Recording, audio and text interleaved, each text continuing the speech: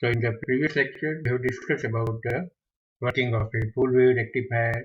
We have calculated DC current and the magnitude of the AC current for the full wave rectifier.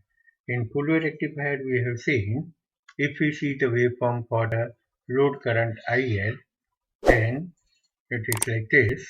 During this time period 0 to pi, the diode D1 is in a forward bias and we have this load current in a load resistance RL.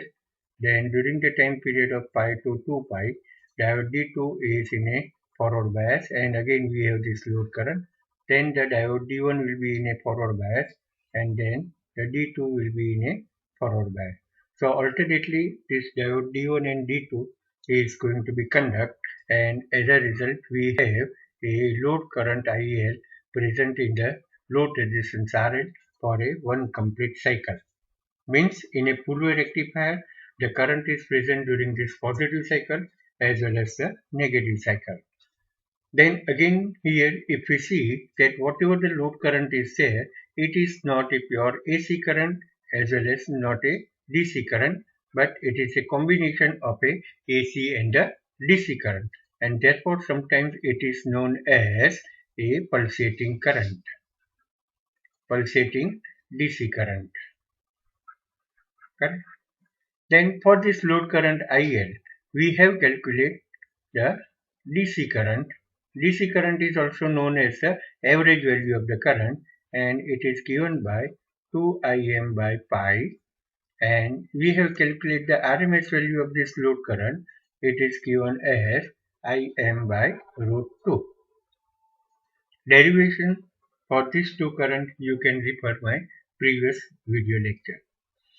Now today we will calculate what is the rectification efficiency. Now we know that the rectification efficiency means how much amount of your AC power is converted into DC power. AC power is the input to the rectifier and the DC power, that is the output of the rectifier. So if we take this ratio of a DC power dissipated in the load resistance RL to the AC power provided by the transformer. So PDC by PAC, and if we multiply with 100, so that will give you in percentage. Now to calculate this DC power, here we will consider the DC current, and accordingly the I square DC. Now this DC power is going to dissipated in a load resistance RL, so we write I square DC into RL. Now what is IDC? It is given as a 2Im by pi whole square into RL. So using this formula you can calculate how much DC power we obtain in a load resistance RL. Then if we see the AC power, for the AC power we have to consider the AC current, that is the IRMS. Now this AC current is not only flowing in the load resistance RL, but it is also going to be flow in the diode as well as in a transformer. So we have to consider the forward bias resistance of a diode as well as the secondary resistance of a transformer. And here that RMS value is Im by root 2, so whole square into RL plus RF plus RS. Correct? So using this formula you can calculate how much AC power is provided to the full wave rectifier. Then the efficiency we can write as a 2Im by pi whole square into RL divided by Im by root 2 whole square into RL plus RF plus RS. Now here the Im is in the numerator as well as in the denominator, so it will be cancelled out, and the square of the 2 will be 4. It will be multiplied with the square of the root 2, so this will come out to be 8 by pi square, and if we divide by RL, so it will be 1 upon RF plus RS divided by RL will be there. Now to calculate this efficiency in percentage, we have to multiply with 100. Now, if you look at this numerical value, that is 8 by pi square into 100. If we calculate, then this will be 81.2 divided by 1 plus Rf plus Rs divided by Rl. So, this is the efficiency of a full wave rectifier. Now, when you will get the maximum efficiency? So, if this RL is too much greater than Rf plus Rs, in that case, we have a maximum efficiency, and that is 81.2%. Now, this efficiency also we have calculated for a half-wave rectifier. In half-wave rectifier, the efficiency was only a 40.6%. And in case of the full wave rectifier, you can see the efficiency is almost double. And why this efficiency is double? Because here, during this negative cycle also, the load current is present in a load resistance. So, efficiency is double. Now, what this indicates? That 81.2% means what? That physically, if we see that whatever the AC power we supply to the rectifier, then out of this 81% of the power is going to convert it into a DC power. So only 20% that is not going to rectify. Means in the output, if you see the total power in a load resistance, then the 81% will be a DC power and the 19% will be a AC power. So this is one of the advantage of a full wave rectifier, that the efficiency is very high compared to the half wave rectifier. Now we will discuss the another parameter of the full wave rectifier, and that is the ripple factor. Now, according to the definition, ripple factor is representing what? It is giving the comparison between the amplitude of a AC current to the amplitude of the DC current. So the ripple factor is given as I dash RMS to the IDC, and normally we calculate in percentage, that's why we multiply with 100. Now remember, this RMS value of the load current and this I dash RMS both are different. Here, what is the I dash RMS? That I dash RMS is representing a RMS value of only a AC component. IRMS is representing the RMS value of a load current, which consists of a AC as well as a DC. Now, in case of the half wave rectifier, I already mentioned that whatever the waveform of the load current is there, it can be represented with the help of the Fourier series. What is the Fourier series? Fourier series means whenever we have a periodic function, here you can see we have this periodic function. So after the time period of t by 2, again the function is going to be repeated. So that is called a periodic function. So whenever we have a periodic function, then this periodic function can be represented with the help of a sine function as well as a cosine function. So here if we write what is the Fourier series for this a full wave rectifier, then it is given as a load current IL is equal to a 2Im by pi minus 4Im by 3 pi cos 2 omega t plus 4Im by 15 pi sin 4 omega t and so on. So if you look at this Fourier series, it is an infinite series. But if you look at the first term of this, then it is representing a DC current, IDC. 2Im by pi is nothing, DC current of a rectifier. And the rest of the term, where we have a omega t term. So this is representing a AC current. This is representing a AC current. Sometimes it is also known as a ripple current. ripple current IR. Now, what is the frequency of this ripple current? So, if we see that here the first term we have 2 omega. In second term the 4 omega is there. In third term it will be a 6 omega. So, here the load current consists of a harmonics, and that is the even harmonic. So 2F, 4F, 6F is present, but remember the fundamental frequency F is not present in a load current. So here the ripple frequency, if we see, then the ripple frequency of the full wave rectifier is now given as a 2F. Normally the mains frequency is 50 Hz, so this ripple frequency will be a 100 Hz.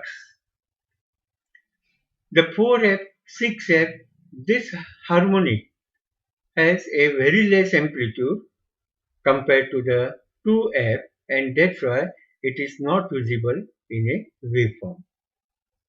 Okay, now we calculate what is the ripple factor. Now in case of the half wave rectifier, I already derived one formula that how to calculate this ripple factor. So for any kind of a rectifier, the ripple factor is given as, this ripple factor is given as under root of IRMS by IDC whole square minus 1. Correct? This formula already we have calculated in a half wave rectifier. Now we insert this value of the IRMS and the IDC of a full wave rectifier. So we have a IRMS means Im by root 2 and IDC is a 2Im by pi whole square minus 1. So this Im will be cancelled and you will get this as 8 by pi square minus 1. Sorry, this will be a pi square by 8 minus 1. And numerical value of this will come out to be 8.48. So if we calculate the ripple factor in percentage, then this is given as 0.48 into 100. So this ripple factor is 48%. So in case of the full wave rectifier, ripple factor is 48%, and in case of the half wave rectifier, we have calculated the ripple factor is 121%. So this indicates in a full wave rectifier, the amplitude of the AC current is less than the amplitude of a DC current. Here, this ripple factor is 48% means what? That what is the physical meaning of this? That this represents that the I dash RMS equal to a 0.48 into a IDC. So if my DC current is of a 1 ampere, then the I dash RMS comes out to be a 0.48 ampere. So amplitude of this AC current is less than the DC current. But in case of the half wave rectifier, if we see the amplitude of this AC current is 1.21 times the DC current. It means the I dash RMS is greater than the DC current. So basically in any kind of a rectifier, the amplitude of the DC current must be larger than the amplitude of a AC current. So this is another advantage of a full wave rectifier, that the ripple factor is very low compared to the half wave rectifier, and that is only a 48%. 48% is not too low. Remember, again it is a high for a DC regulated power supply. So if you want a pure DC supply, then the ripple factor of the 48% must be reduced to 10% or 1% or 0.1%. And it is possible if we use a filter component. we can use a capacitor or inductor or a combination of a capacitor and inductor to reduce this ripple factor. And that part of the filter circuit we will discuss later on. Okay, now we will see the last parameter for the full wave rectifier, and that is the DC output voltage, VDC. How much DC voltage will be present in the output of the full wave rectifier? And to calculate the DC output voltage, we consider the expression for the DC current, and that is given by A2Im by pi. Now what is Im? That is the peak value of the current, and it is given as Vm divided by RL plus Rf plus Rs. So we have 2 by pi into Vm divided by RL plus Rf plus Rs. So if we take this bracket term on the other side of the expression, then we have IDC into RL plus Rf plus Rs, and this will be equal to A2Vm by pi. Now we know that the product of the IDC into RL, it is representing the DC output voltage. So we can write the VDC is equal to IDC into RL, and this will be equal to 2Vm by pi, and if we take the rest of the term on the other side, IDC into Rf plus Rs will be there. So ultimately, the expression for the DC output voltage is given as 2Vm by pi minus IDC into Rf plus Rs. So this is the expression for a output voltage of a full wave rectifier. Now in this expression you can see what is the maximum voltage. Maximum voltage of the full wave rectifier is present when the IDC is 0. So when IDC is 0 means the no load current, or we can say no load condition, that VDC is given by 2Vm by pi. This voltage is also known as a voltage with no load. Then we can see that as the IDC is increasing here, this IDC load current is increasing, then your output voltage will go on decreasing because of the factor Rf plus Rs. Here Rf plus Rs is known as a internal resistance of the rectifier. So internal resistance of rectifier is Rf plus Rs. Normally for an ideal rectifier, this internal resistance must be 0. But here the diode has some resistance, the secondary of the transformer is also some resistance. That's why the circuit has also a internal resistance, that is a Rf plus Rs. And due to this internal resistance, the full wave rectifier has a full wave rectifier is a kind of a unregulated power supply.